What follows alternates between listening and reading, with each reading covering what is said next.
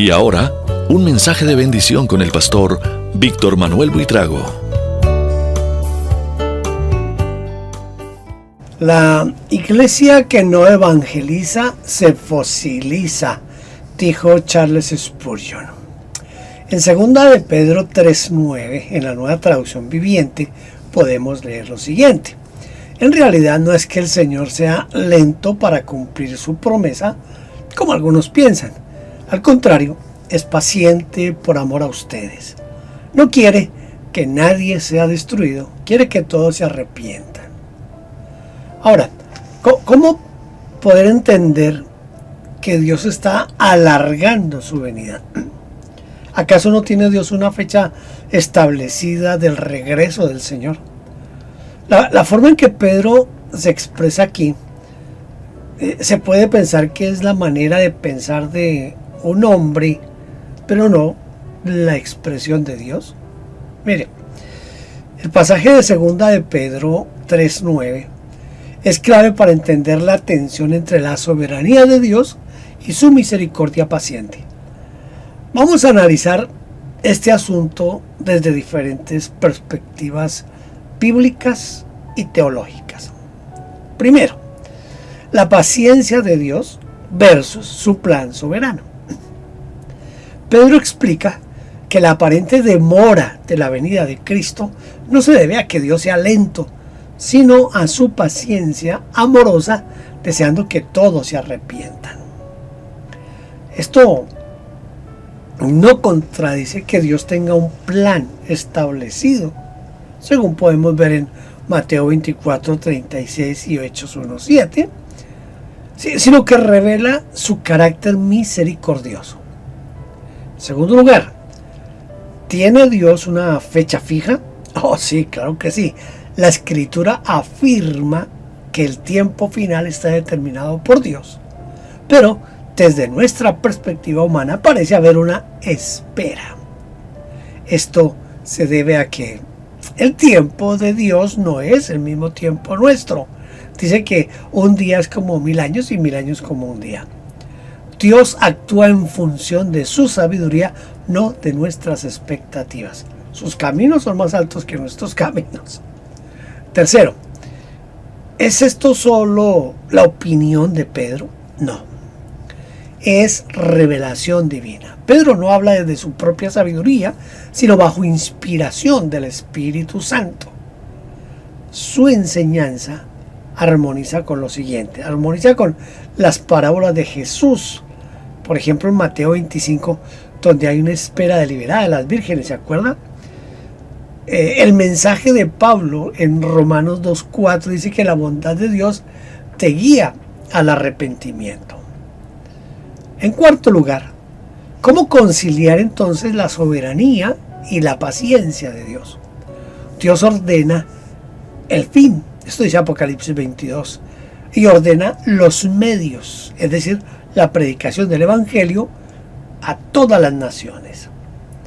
Su demora es parte de su plan para salvar a los elegidos, sin violar la justicia divina. Podemos empezar concluyendo que la expresión de Pedro no es una limitación humana, sino una profundización en el carácter de Dios, y que la paciencia divina no anula su soberanía, sino que la complementa, mostrando que su justicia y su misericordia operan en perfecta armonía. Dios ya tiene un día fijado para el regreso de Cristo, pero en su amor está dando tiempo para el arrepentimiento. Una propuesta final para esto sería: si Dios tiene un día establecido, pero su paciencia es real y forma parte de su plan perfecto, entonces Pedro no expresa una mera opinión humana, sino la verdad revelada. Dios actúa con propósito deliberado, equilibrando su justicia y su amor. Yo creo que este versículo se debe tomar como un desafío a cumplir la gran comisión en el menor tiempo posible. Lo lamentable es que la iglesia no entiende esto y por esa razón no actúa en concordancia para predicar el Evangelio. Los esfuerzos económicos y de logística se invierten en que la iglesia se sienta bien, pero no se invierte en misiones. En 2 de Pedro 3:9, yo entiendo que efectivamente allí no solo se revela el corazón misericordioso de Dios, sino que también implica un llamado urgente a la acción para la iglesia. Yo quiero desglosar esto un poquito más. Quiero hacerlo por lo menos en 2 partes.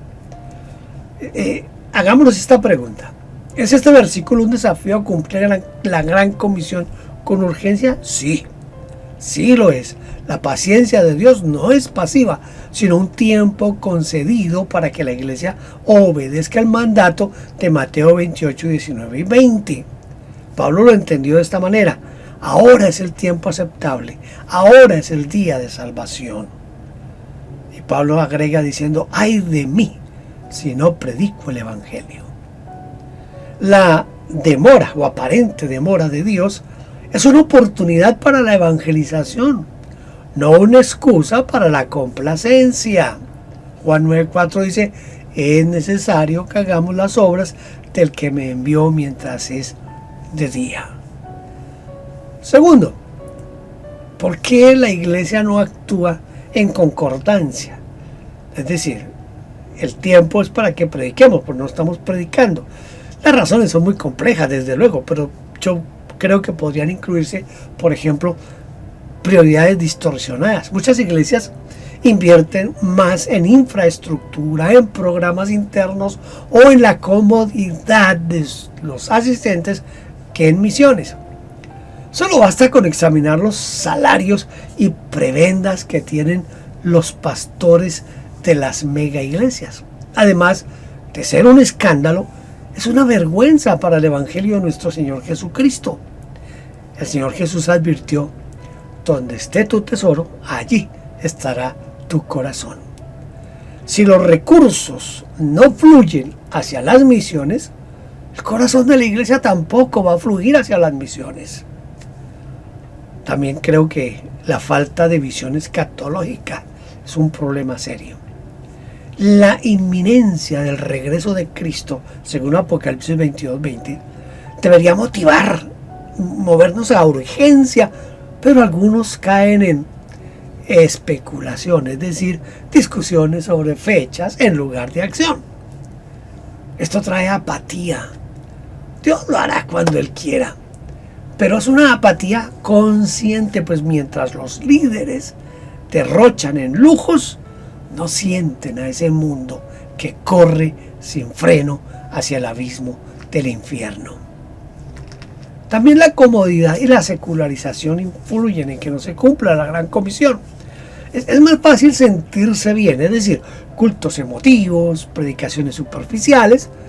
Eso es mucho más fácil que asumir el costo del discipulado de tomar la cruz, negarnos, tomar la cruz y seguir al Señor.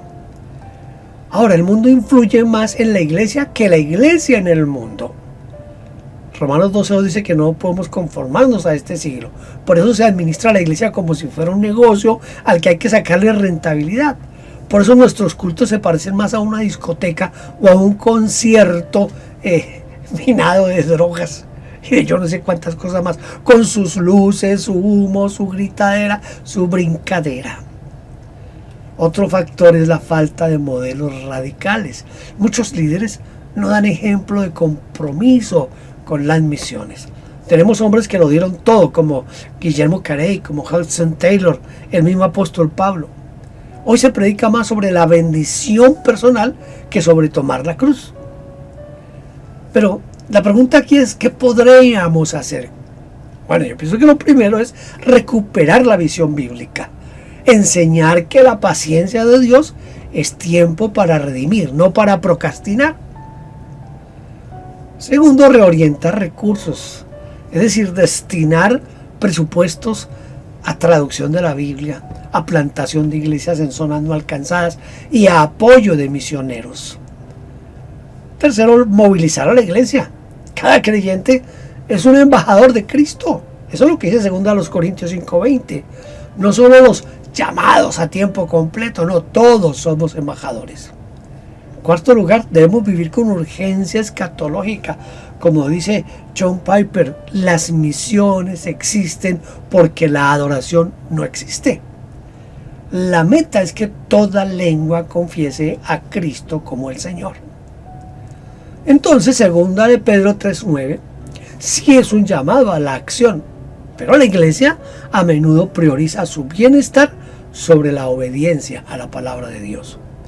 La solución no es culpar, sino arrepentirse, realinear prioridades y actuar. Como escribió Gene Elliot, no es necio el que da lo que no puede guardar para ganar lo que no puede perder. La paciencia de Dios es gracia para que prediquemos, no la desperdiciemos.